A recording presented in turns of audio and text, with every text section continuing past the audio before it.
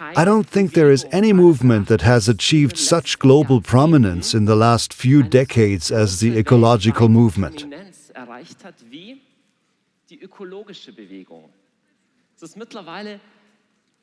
It's now hard to imagine that these issues, which are now on everyone's lips, were not on people's minds just a few decades ago.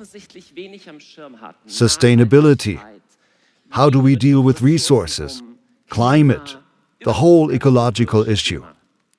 And it amazes me that with the omnipresence of the topic of ecology, one aspect of sustainable living, the dealing with one central resource of life,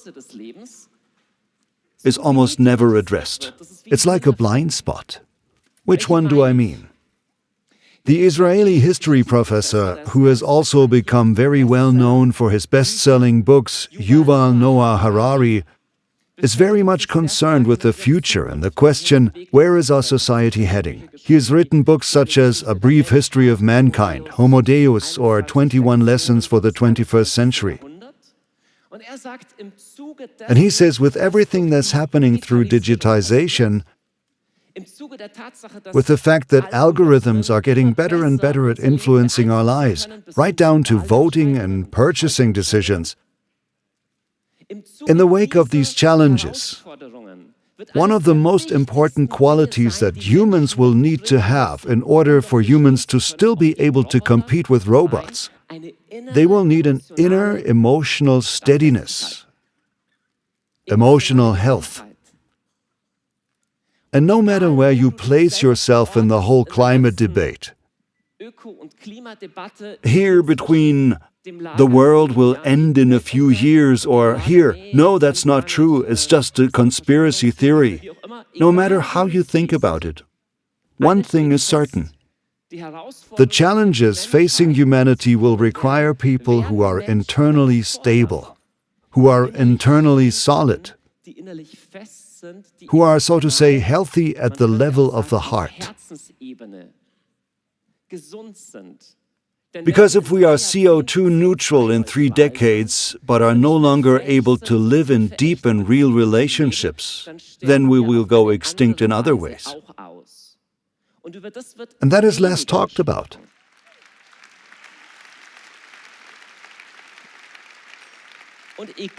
And no matter what the complex problems of ecological and technical nature of the future will be, it will require people who can deal productively with these incredibly complex problems. Where will these people come from? In the ecological movement, I often sense more of a contempt for the human being. There are also campaigns like Save the Planets, Don't Have Any More Children. Such voluntary extinction, deriving from the mindset that man is also just an animal. And if we are just animals, we can die out just as well, so that at least the planet survives. But why do we protect the planet that is our home, if human life itself is not precious to us? There are very bizarre things. In Germany, you can be fined, I think, up to 50,000 euros if you break the egg of a golden eagle, because the golden eagle is a protected species. On the other hand, if you want to have your disabled baby killed in the womb, the state or health insurance will even pay for it. That's crazy. My concern is, in the preservation of creation, what about the preservation of human creation? The preservation of the human heart? And I think we need an ecology of the heart. Now, if you protect anything, what reasons are there to protect anything? For example, think of a beautiful landscape and nature. Imagine walking through the countryside with a heavy can of used oil, as you so often do. Then you ask yourself, should I dump this into this pond or not? These are problems that you often have. There are good reasons for dumping the used oil there. It's very heavy and the disposal is so expensive. What reasons would you have for not dumping the used oil there? I can think of 3 pretty good reasons. The first is, if it's your pond, if it's your backyard, you're not going to dump your used oil there. First reason. Second reason is, maybe you think a little bit and realize, wait a minute, it doesn't really make sense to dump the used oil there because it contaminates the groundwater, and if everyone did that, and so on. Third argument is, hey, this looks so nice here. I can't do that. And I want to take a closer look at these three reasons with you, because I think they tell us quite a lot about how we humans function, and what can motivate us to also protect the world of the heart.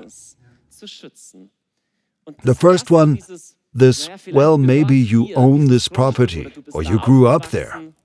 If you feel connectedness, then you will protect it. Even if it's your neighbor's property. Connectedness.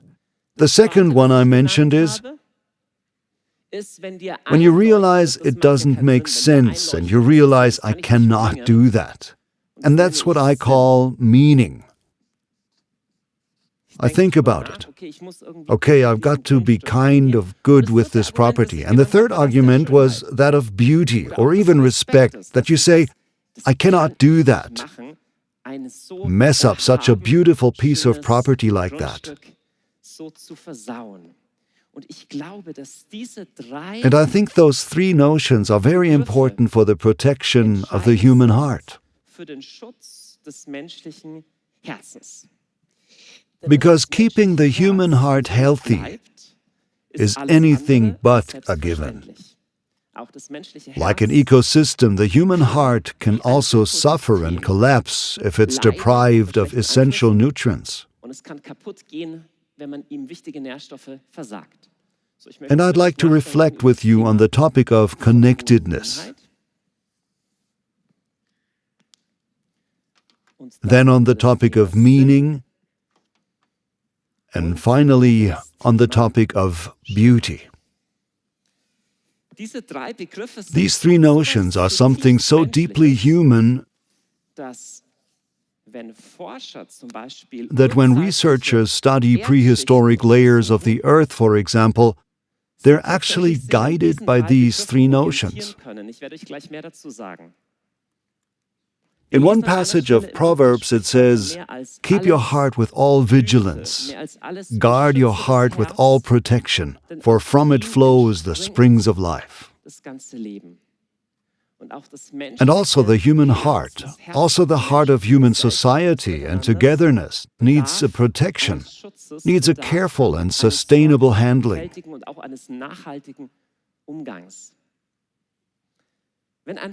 When a researcher examines Stone Age layers of the earth, how can he tell that humans have left their remains there? So many people believe that we humans are just animals, just one race among many others or something. But there are at least three things by which the researcher recognizes that it wasn't the mammoth that left their remains there, but humans. And the first is that he recognizes that they have settled together. People settle in groups. That has something to do with connectedness. The second thing he recognizes, what could be in this picture? Exactly, these are grave goods. Only humans bury their dead and give them grave goods. Likewise, if you find cultic objects, you know that they were people. Because only people have something like an afterlife or something spiritual in their being. And finally, the third thing, how do you recognize people since the Stone Age? They painted the walls of their caves, preferably with mammoths. I'm not sure where this fascination with mammoth came from, but they thought they were kind of great. And as soon as they had something to paint, they painted something with mammoths or anything beautiful. So I think connectedness, meaning, and beauty are the three essential building blocks for an ecology of the heart, namely that the heart begins to shine. And I have brought 3 watering cans for these 3 things that I'm going to talk about now. This is the watering can of connectedness, watering can of meaning, and the watering can of beauty. And when those three flow into the heart of man, it begins to shine and becomes beautiful. This is true for individuals, and this is true for a whole society. Therefore, I'd like to talk about these three issues and also say why they are not automatically present in today's society, but are contested, but also what we can do about it. Let's start by talking about the topic of connectedness. Connectedness is a really crucial theme in the whole ecological movement, and that is being connected with the whole Earth, with the whole planet. That's a real important argument. This realization that we didn't create the Earth and that the planet will continue to exist even if we no longer exist. That is, we must first feel that we are part of this ecosystem. Some people also speak quite poetically of Mother Earth. The point is, yeah, you really are connected to the Earth. But long before that, you are already connected to other people. Yes, Mother Earth is all well and good, but when you are lonely and crying, Mother Earth will not come to you and comfort you. Your birth mother might. She probably will. Sometimes we overdo it with this romance, as romantic as the moon glitters over the lovers. Yeah, the moon also glitters romantically when there's a soldier bleeding to death. So we are part of this earth, but not just that. It would be bad if we were only physically a part of this biological nature. Long before you get the idea, oh yeah, right, the tree is somehow related to me, long before you get this idea, you are already connected to other people. A human being is born in the body of a human being. It's unbelievable. Before you even recognize yourself as a single subject, you are already in connectedness. Every human being has a father and a mother, has grandparents, has a community of people in which they are integrated. And this connectedness is even characteristic of man in a special way. Because in contrast to animals, in contrast to most comparable mammals, humans are much more dependent on this close bond. There are all kinds of animals which plop out there, run around, and are already sexually mature themselves a short time later. With humans, it all takes forever. And the wonderful thing is, if a human being gets enough of this secure connectedness during the first years of life, then two gigantic things grow in him that we urgently need in our society. Do you know what they are? First, the feeling of, I have enough. And second, openness to the other and to the new. This is called tolerance. The feeling I have enough, we also say breastfeeding a baby. When someone is breastfed, something deep inside is satiated and you know I have enough. The ecological movement reminds us that the main reason why we are destroying our planet is the feeling I don't have enough. I always need more. That's why it's so important for people to have a time where they learn deep down my needs are being met. Also emotionally, someone is meeting me and I have enough.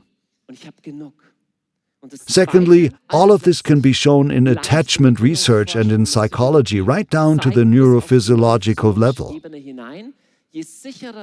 The more secure and stable this connectedness is in the first years of life, the more open the person then is to the unknown and new. We live in a society that is very plural, and in which many things are foreign and new, and that's good.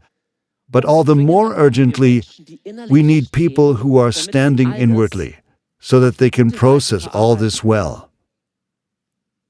Dear ones, bonding happens essentially through touch and eye contact. We live in a strange time. On the one hand, we have much more contacts. I have thousands of Facebook friends. Great. You can swipe on your phone to go on a date, but you're just touching the glass surface, and we have less real contact. But bonding has something to do with real touch. It's interesting. You can Skype or FaceTime with someone on the other side of the world, but you know what you are not doing when you do? Looking them in the eye. You're always looking past them. Have you ever noticed that? It's not real eye contact. And that's where I think our modern age is totally compromised. The very interesting German sociologist Hartl talks about the fact that modern times makes us believe in a world reach. So I can get from A to B faster, I can download and know everything on Wikipedia, but it touches us less and less.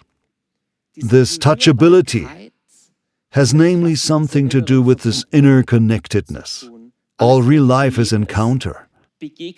There's a statistic that just a few people know of. It's common knowledge that smoking and alcohol are unhealthy.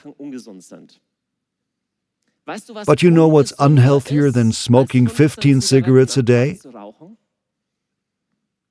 Loneliness. A big American study has proven that people who don't live in connectedness have a comparable risk of earlier death as smoking a pack of cigarettes a day. And we talk about that much less. There are warning signs everywhere. But who is warning us about a society in which closeness to the heart and heart connection are becoming increasingly rare because we no longer have time for them? What can we do about that? The first thing, obviously, if you have children, give them as much time as you can, because that time will never come again. And this is especially true in the first years of life, because this is the time when a person's ability to bond is solidified for the rest of their life. More time for children. And the second thing, connectedness has to do with alliance. We live in a time when we are used to alliances being easily broken. They can be political ones, they can be marriages, contracts. They can be training contracts. In Germany, a large proportion of all training contracts are terminated prematurely by young people for personal reasons. We live in a time when we make it very easy to break alliances. And I believe that we urgently need people to keep alliances. It's no coincidence that from the very beginning God introduces himself as an alliance God, as one who keeps alliances. What we also need is more touch. And by that I don't mean sexual contact, because sexuality is a whole world of its own. What I mean is that we live in a low-touch culture. That's totally interesting. Via Tinder or online porn, all that stuff, we can look at the most intimate things on our phones. But today's couples are having less sex than couples 30 or 40 years ago. This has been established. That's crazy. We're looking at more intimate stuff but living less intimacy ourselves. Guys, there's really something at risk on the level of the heart. More touch. That can be a friendly hug or just a hold each other. Our culture has much less of that than others. And at the same time, no one's arms are always open. And no one's heart is always able to satisfy our longing for connection. With one exception. And that is the bond upwards. The Latins called religiousness. Religio can be translated as an upward bond, and that is a bond with God. I'll put down bond upward. I'm very touched by the fact that in the 5th book of Moses, that is the end of all texts of the law, there is a promise. And there God says, if you remained in my covenant, this is what will happen. The Lord will open to you his good treasure, the heavens, to give the rain to your land in its season, and to bless all the works of your hand. You shall lend to many nations, but you shall not borrow. This is a life that has sufficiency at the level of the heart, because the watering can of connectedness has made the heart understand that there is someone who cares for you. Let's move on. We've looked at connectedness. Let's talk about meaning.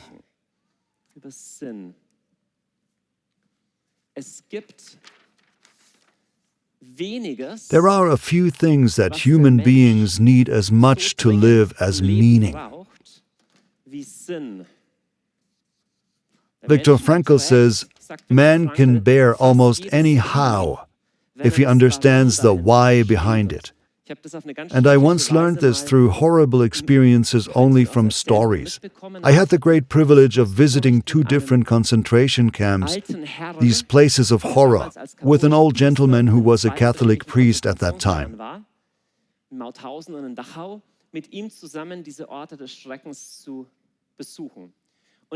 And I asked him, how did you get through it? How can you even get through such an extreme situation? And he said he felt there were only 2 categories of people who could get through this internally. And those were religious people and very fanatically convinced communists. And what connected the 2? Both went through the same terrible things as the other prisoners, but both knew that somehow there was a greater meaning than their personal suffering. Now, meaning is a tricky word. In everyday life, we say things like, well, my meaning is that I ride a racing bike, or I pursue my hobby. But the more existential the crises are, the more the question of meaning hangs on the question of truth. So in the end, it's not enough to simply say, yeah, I feel this is meaningful. Viktor Frankl says, meaning is not invented, but found. Real meaning is something where you realize this is really true. I can live and die with that. And with the subject of truth, we have it fundamentally difficult in our times. That's because we live in a time when there are so many different views. Not only do we have one category of sentences that everyone believes to be true, but we also have this great value of tolerance, and rightly so. People say, this is my truth, this is yours. Many people believe what truth is, we can actually more or less determine ourselves. At any time a different, and today we just determine it anew. And I want to talk about that a little more philosophically in the next 10 minutes. My truth, your truth. That works in some areas, but not in others. For example, if someone said to you, well, my truth is, it's okay to roast little baby guinea pigs on a spit, then you would say, wait a minute, I'm outraged, that's not okay. You can't just say, oh yeah, I tolerate that opinion. Tolerance only exists if you can also agree that there is something that is an overall valid point. Otherwise, we might as well stop talking and just yawn. That is, we cannot completely avoid the question of truth. Let's imagine you say something and someone else is outraged. After all, we live in a wonderful, outraged society. Yeah, when someone says, I'm outraged now, that hurt me. Imagine you say, there are terrible things happening in this or that country. Human rights are being trampled there. And the other one says, I think it's outrageous that you are defiling the honor of my country. Then you have to say, excuse me, but that's how it is. Yeah, the honor of my president is not trampled on. Hey, in Europe, we've learned through bloody wars that truth and justice are without regard to the person. Otherwise, we have a complete chaos. That means there has to be an attitude that says, hey, with all due respect to your president, your country, or your person, there's something even higher. And this something even higher raises the question, what is considered the highest in the first place? And that which is the highest for you is what you worship. I'd like to tell you a story about a German who is not known by so many. His name is Fritz Gerlich. He was one of the first victims of National Socialism. He was a devout Christian who was killed by a mob of SA soldiers right in 1933. The only thing his wife got back was his glasses, broken and full of blood. He boldly and brazenly wrote against Adolf Hitler and against the Nazis, and knew that he was risking life and limb. Why did he do that? He did it because he was a believer who knew there is something even higher than the honor of Germany or the personal conceit of a leader.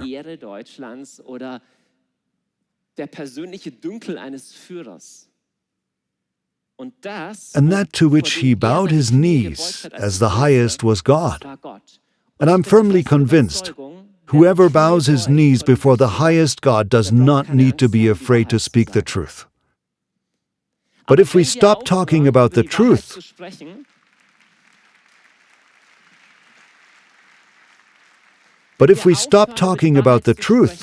we lose sight of the subject of meaning. The subject of meaning hangs on the subjects of worship and truth. Whatever or whoever is the highest reference for everything in your life, that is what you worship. And that is not against tolerance, but the precondition for tolerance. You can accept and tolerate a person in the difference of his opinion precisely because your or his personal opinion is not the highest good.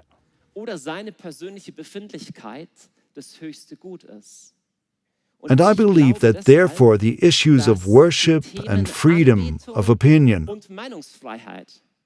are internally connected in an amazing way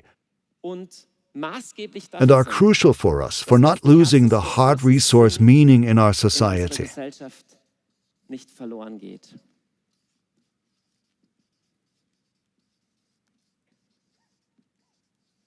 And people are longing for it. People long for truth. People long for orientation. And worship is the order of reality. Worship is what tells you what holds all this together. Because for everyone, something is the highest. And that which is the highest in your life is your God. And that is what you worship. I think it's beautiful the way it's expressed in a psalm. It's less philosophical, but the idea is the same. The psalmist prays, "The heavens declare the glory of God, and the firmament shows his handiwork." By this he means, I worship God, and I recognize a truth and a wonderful harmony in creation. There's meaning in it, and even the heavens declare it. And through this, the human heart is kept alive in the futility and drama of human life, which are real, so that we live not only like animals, but actually live like human beings. This respect that I talked about earlier, this recognition that there is something that applies. The Latins had a very beautiful expression for that, and that expression is pietas. Pietas is often translated as piety, but it's not just a religious expression. Pietas is also the respect for something older and greater than you. Pietas is, for example, seeing a tree that's centuries old and knowing, I can't just cut that down. This is something that the ecological movement feels very well, to say, we can't freely dispose of it. And there's something like that in the human world too. In the human world we find it more difficult, this grateful, appreciative look for what is already there. Once again, we live in a time in which we can technically redo a great deal. We could cut down all the virgin forests and build anything else there. But we're ecological enough to realize that that's not a good idea. Just because it's technically possible doesn't make it a good idea. Yeah, why? Well, there is a biosystem and it all gets ruined then. Yeah, you know what? It's the same with the biosystem of the heart. We cannot reinvent everything that's been around for a few million years. So I'm amazed, and I think it's so funny how many books we write about what man and woman could be, as if we have no idea what it means to be a woman or a man. Hey, men and women have been around for a few million years. Polar gender has existed in nature for I don't know how many million years. It's not like they were waiting for us to finally write books about it so we could think about what a man and a woman is. Don't get me wrong. I'm absolutely of the opinion every human being is completely free to deal with their life as they want. Also to deal with their identity, their sexuality as they want. But we don't just reinvent everything. We find something. In fact, we find much more things in the world that we can simply reinvent and redefine. And in ecology, we know very well that not everything technically feasible is also right. With the human body, surprisingly, we don't know that so well. There is an incredible amount of manipulation of the human body.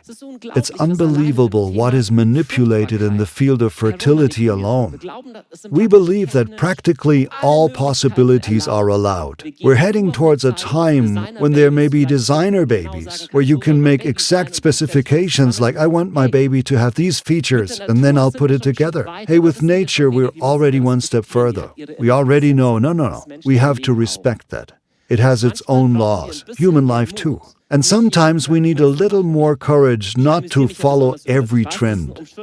One topic amuses me in particular, and I know it's a controversial topic. And I'm not concerned with morality either, but with something else. When in the 60s the Pope says, guys, this pill thing is not a good idea. Taking hormones is not good. We should rather respect the natural cycle of the woman. Then everybody said, oh, that's so medieval and anti-body. I took the test, and for the last 2 years, no, I haven't tried any contraceptive methods. Not that you guys are getting any funny ideas. Over the past 2 years, I've been flipping through various women's magazines at the newsstands and train stations, and you wouldn't believe how many magazines say something like, new trend, young people discover natural contraceptive methods. And there are apps for it, and it's super modern and super trendy, and I think, oh, you guys are late. It's like, we first have to redefine everything and throw everything away, then we develop new technologies, new stuff. A few decades later, we realize, oh, the original way was actually pretty good. I think in our modern age, we often lack this simple, grateful, accepting look at what is already there before manipulating it. We humans have to change things and sometimes manipulate them. Not everything falls from the sky, but once this grateful look at the things that already exists is there, what we then change will actually be life-friendly. I call this grateful acceptance before manipulation.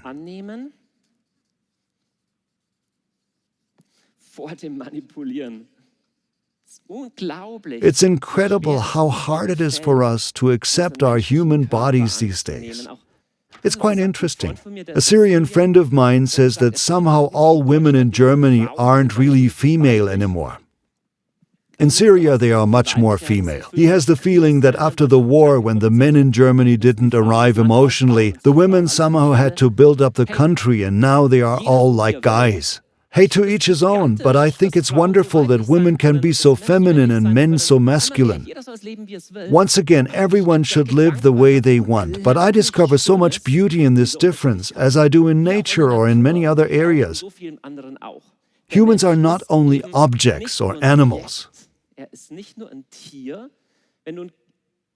Go ahead and ask two parents who cannot have children if they would be satisfied with a robot, too. No, they wouldn't be, because deep down we know that only a person is a person. People are not animals.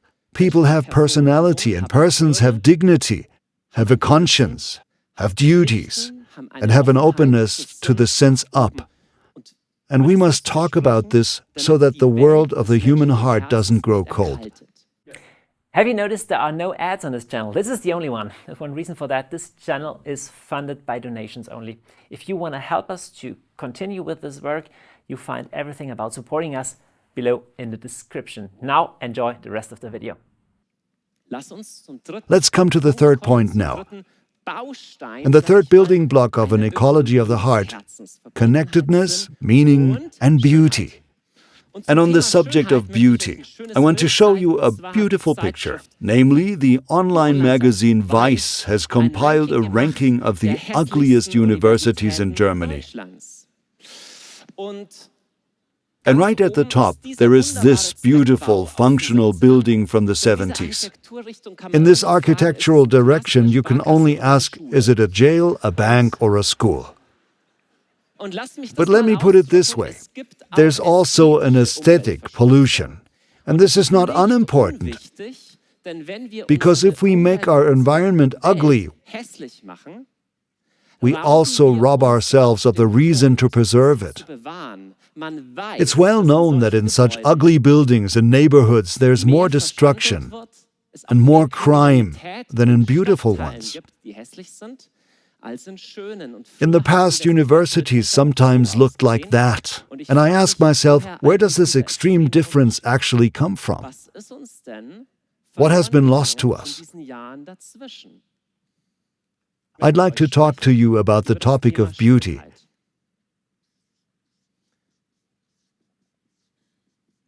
I also wonder, what image of knowledge, what image of man is conveyed by one of those concrete buildings? I can tell you which one it is. It's the image that man is an animal, and human life consists only in production. We currently celebrated the 100th anniversary of Bauhaus and are quite proud of this form of architecture. I'll now show you a design by a Bauhaus architect for a European city. It's by Le Corbusier, one of the greatest. He thought it would be nice if a city looked like this. It would be really efficient.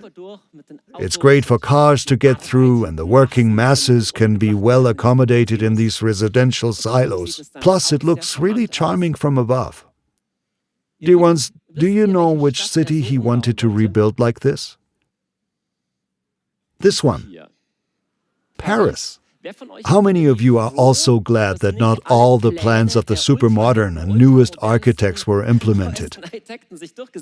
Nothing against new architects, not at all. I'm just saying that we've lost something of the topic of beauty. And on the one hand, we can see much more beauty in our time because there have never been so many pictures taken as today. Instagram is full of them, and I like to use it myself. You can take impressive photos with your phone, but if you look closely, you can see it's a certain kind of look that we've gotten used to there. It's not that lingering look anymore. Let me tell you a story about my wife and me. We were in Norway last year. I was speaking at a conference and we took a cruise on the fjords. It was incredible. Unfortunately, I can't pronounce the names of those fjords anymore. These words somehow consist only of Ös and Ys there. Anyway, we were just amazed. It was incredible, this azure blue water. And I took photos, of course, and just marveled. Then I looked around a bit. There were quite a lot of people on this boat who had also paid a lot of money to be on this ferry.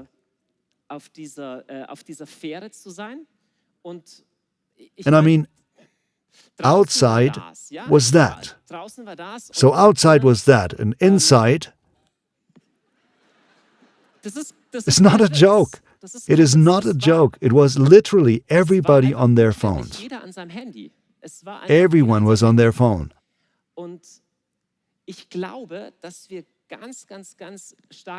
So outside was that,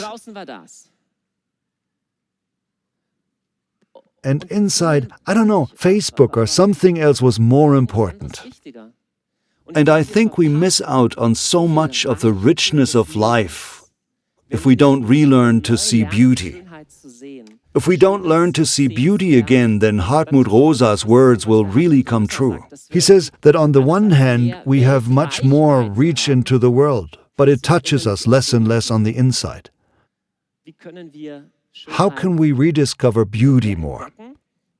I actually believe that we need to practice digital fasting. I speak as a highly affected person, by the way. But I've made it a habit. Whenever I see someone on their phone while I'm on vacation, I take a picture of him and tweet about it. Little joke. No. I try not to take my phone with me on vacation at all, to be mindful of nature again. Because this mindful, perceptive look is so essential. By the way, I love the subject mindfulness. Buddhists and many others have discovered that for themselves, but we Christians are stupid enough to let ourselves be robbed of one of our fundamental concepts. I love mindfulness. The Latin term for that is contemplation. I really mean that. It's astounding that Christianity tends to be associated with head and doing things right. We have a God who created beauty. Beauty is our specialty. And perceiving and regarding beauty is called contemplation. It has deeply to do with prayer. And if you want to use a modern term for it, use mindfulness for it. It's crucial to recognize and appreciate beauty as beautiful. We lack this rested, contented, contemplative look at what is already there, because there's actually so much beauty in this richness of being. And the inconceivable truth is that in your being, in who you are, there's also so much that is incredibly profound and beautiful. We find it easier to discover beauty when we look at nature than when we look at ourselves. But it's important that we discover beauty in human life, even in human life that is suffering, that is disabled, that is old, that is broken and unsuccessful. What happens when you have a loving, beauty-recognizing look on a human being? Perhaps even on a human being whose life isn't easy. Do you know what happens as a result? You feel deep inside, if this baby is allowed to be. In Germany, almost all children with Down syndrome are aborted, and in other countries, even all. If such a baby is allowed to be, you know what? Then I'm also allowed to be. Even if I don't always make it, if I lose my job, my marriage fails, if I'm sick, even if you're a just normal person, just like normal people are. And this view to recognize beauty in people has been difficult for us since the Garden of Eden. It started with the fig leaf and the hiding, that this view is no longer easy for us. Not recognizing this beauty in ourselves anymore actually has to do with the fact that our connection to God has been broken. But there's a way back, and the psalmist describes it. Those who look to Him are radiant, and their faces shall never be ashamed. Not to be ashamed means you don't have to live tormented by shame, but you may stand upright, knowing that as a beloved child of God you have dignity and beauty. Because beautiful is what is loved, and what is regarded with love becomes beautiful. And when you know yourself to be lovingly regarded by God, beauty radiates. It's amazingly unknown that Jesus came into the world not only to take away sins, but also to make things beautiful. In his inaugural sermon, Jesus reads from Isaiah 61. That was in the synagogue in Nazareth, or was it in Capernaum? Anyway, I want to read to you from the book of Isaiah what the plan of God is for this world. The Lord will arise over you, and His glory will be seen upon you. Nations shall come to your light, and kings to the brightness of your rising. He says to His people, to the people who believe in Him, if you look up to me, you will shine, and other people will see this and will be attracted by this light. Then Jesus reads a passage that says what He intends to do: to give them beauty for ashes, the oil of joy for mourning, the garment of praise for the spirit of heaviness.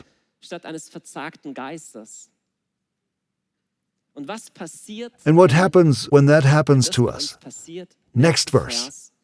They shall rebuild the old ruins and raise up the former desolations. They shall renew the ruined cities, the desolations of many generations. Only through beauty does the world remain a human-friendly habitat. And that's why it's important that we make things beautiful. That's why it's also important that we preach not only about the loving and good God, that's very important, but also about the beautiful God. Because only then the world remains a human dwelling place. I'll put down make things beautiful. We Christians are not always experts in this.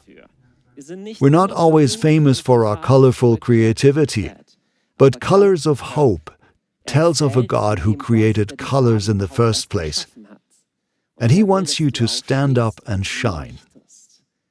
You don't have to stay a gray mouse unless you want to. You may stand up and shine, because that is one of the things Jesus came for. And we may also celebrate life quite boldly.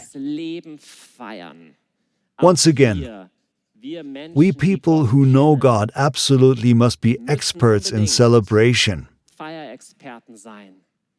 Because it's incredibly good news that you are allowed to be, and that there is meaning, that there is beauty, and that you are allowed to live in connectedness. It's the best news in the world.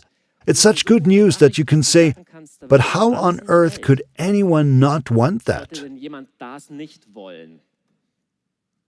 That's what everybody wants anyway. And I think we Germans would first make a law out of it that obligates everyone to live that way. We love laws and bans or technical solutions. We say, no problem, we'll invent a technology for connectedness, meaning and beauty. We trust the laws incredibly much. Same applies for ecology. For example, there's a regulation that says if certain hedges and trees are too big and a bat species settles there, you cannot clear them. I've nothing against bats. I was even tempted to eat a bat once. I didn't. There I was on some island where they ate them. However, I refused. But do you know what this law causes, among other things? Not only does it result in more bats, but also that people say, I'd be foolish to let brush grow on my property.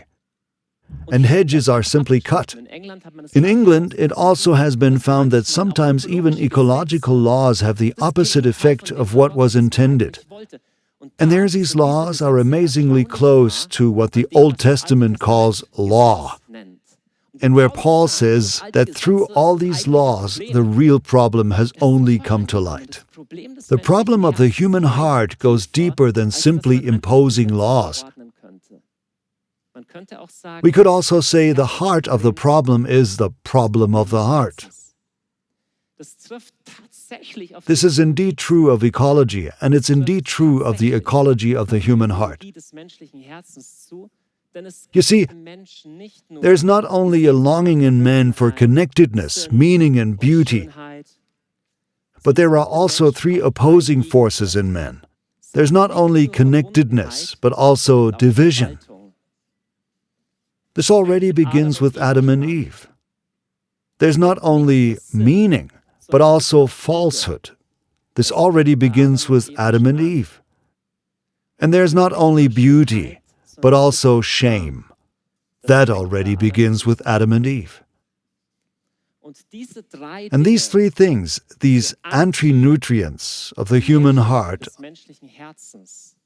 are active in the heart of every human being. Every human being knows this. And what happens when these three things infect the heart of a man more and more?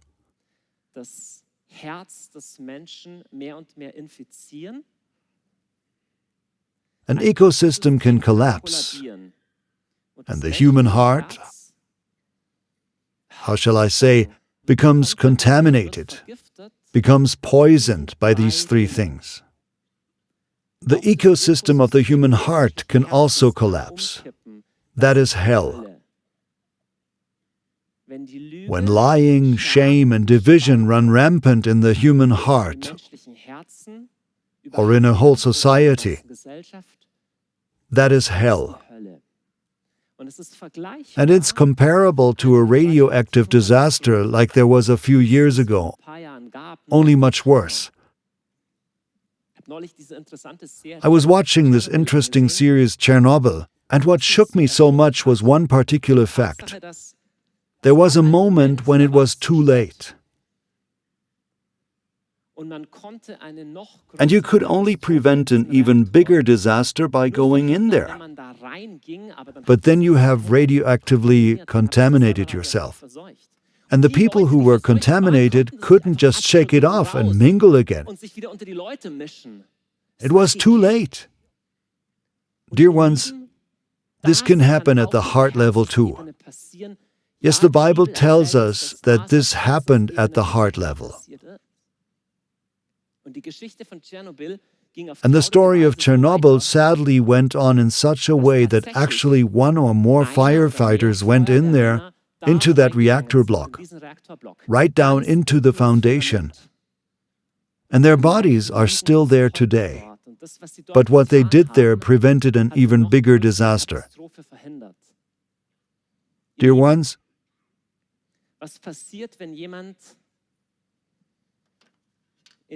what happens when someone gets into the reactor block of the human heart? That's just as deadly as this one. But there is one who has done just that. Into the division and the lie, into the shame and the ugliness of human life, there's one who has entered.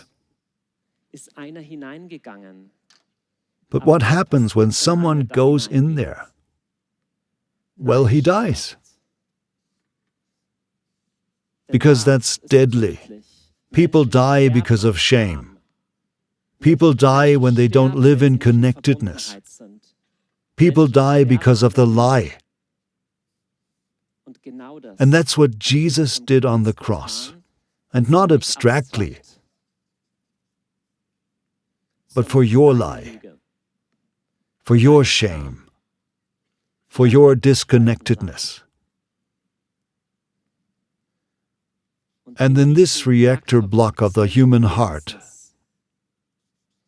has flowed the blood of the only one who has lived completely full of connectedness, full of meaning, full of truth, full of beauty. And when you can look at this crucified one, and in the midst of lies, in the midst of shame, in the midst of the division of people, suddenly feel his love, his connectedness, suddenly even see beauty, then something happens in your heart that is a miracle.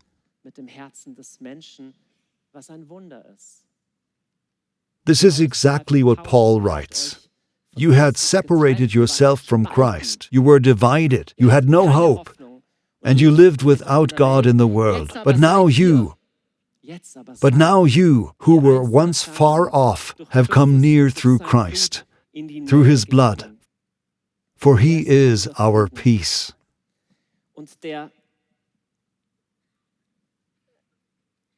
And the Apostle John, who was present at the cross, describes in such a touching and amazing way that from the heart of Jesus, which was pierced, flowed not only blood that he had shed, but also water. And in the Bible, nothing is accidental. It's a network of images that relate to each other. And an attentive reader remembers, in the Bible there are recurring promises of a flowing water, even of a water of life. Jesus also spoke of this, quoting a passage from Ezekiel. He has this vision that water will flow from the altar, and wherever the river goes, all living creatures, everything that stirs, will be able to live. There will be a lot of fish. Because this water flows there, the floods will be healthy. Where the river goes, everything remains alive. Where the river goes, everything comes to life. On the day Jesus died, blood and water flowed from his side, not only materially. There was a completely different source that came forth. And in the last book of the Bible, John sees in a vision the new city of Jerusalem, the restored creation. For God indeed has a plan of salvation also for nature, also for the fish, also for the whole ecosystem. And John is overwhelmed by this vision, and he showed me a pure river of water of life, clear as crystal. It springs from the throne of God and the Lamb. There are trees there, and their leaves are for healing. It's an incredible message of hope that there is a river that brings life. But not only physical life. Physical life is important. Preserving our physical existence is important. But there are heart sources that determine whether a person lives meaningfully, in connectedness and in beauty, or whether they begin to live like an animal. And since the day Jesus died, there is a source that never runs dry. But it's not just any source. It's not something abstract. But it's a source that springs from the throne of the Lamb, because this Lamb was sacrificed and rose from the dead. And that's why one of these visions of John closes with this incredible exclamation from all creatures, by the way, worthy is the Lamb who was slain to receive power and riches and wisdom. And then all creatures in heaven, on earth, under the earth, and in the sea say, blessing and honor and glory and power be to him who sits on the throne and to the Lamb forever and ever. Dear ones, this day, this Good Friday was indeed Fridays for Future.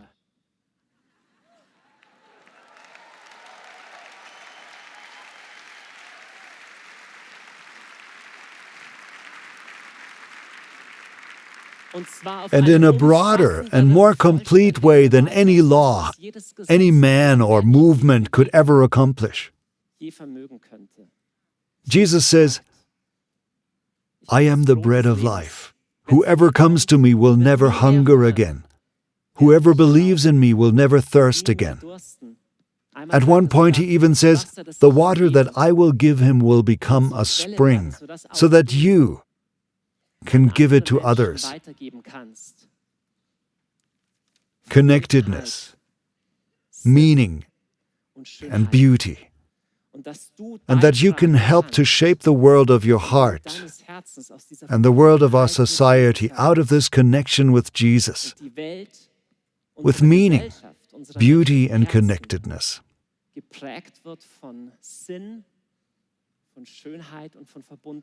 Rise up. Become light. Become multicolored, colorful light. Because your light is coming. That can become your life message. And that can lead to a true ecology of the heart.